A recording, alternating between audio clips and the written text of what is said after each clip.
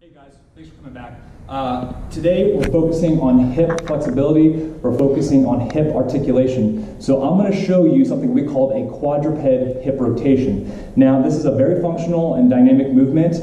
We're focused on taking that ball and socket joint and getting everything moving properly. Now a lot of us sit at jobs for 8 hours a day, and it's something that we end up having dysfunction in our hips, our hamstrings get tight, our back gets tight. So we want to focus on creating functional movement in our hips, our glutes, our lower back, our core. We want everything working synergistically. So it's a very simple movement. However, there's some key things that I want to teach you within this movement that will allow you to be effective and efficient, and most importantly, help you recover, help you feel less pain during your workouts, and ultimately help you hit your fitness goals. So what I want you to focus on is you're going to get into a quadruped position. Now, we are biped animals. We walk on 2 feet, right? Unless you're crazy, which I am a little bit crazy, but typically we walk on 2 feet.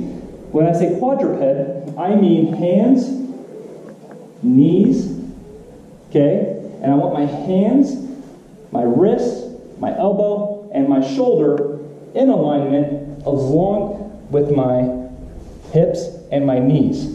This is a good position. Now you'll notice I'm not sagging my back. I'm not doing a cat call here. I have what we call a neutral spine, and I'm making sure that everything is nice and even. I want you to kick the leg back. Now, what's important with this is I want you to maintain a 90-degree angle with your knee. And notice my foot.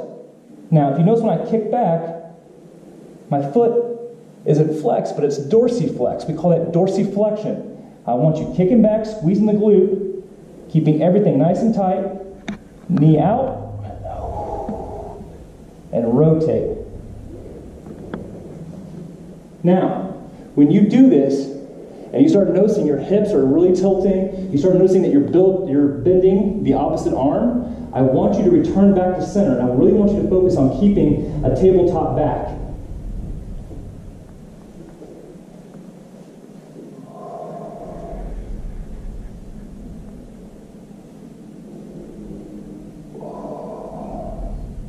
Typically, I'll have my clients do between 8 and 10 reps of this.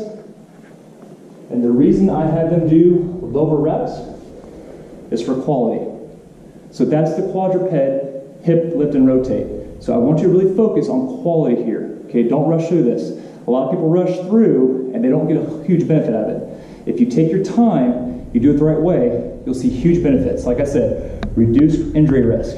Recover from prior injury, move better, feel better, lose body fat, build muscle, because remember, you can't build strength on top of dysfunction. Thanks for stopping by, guys.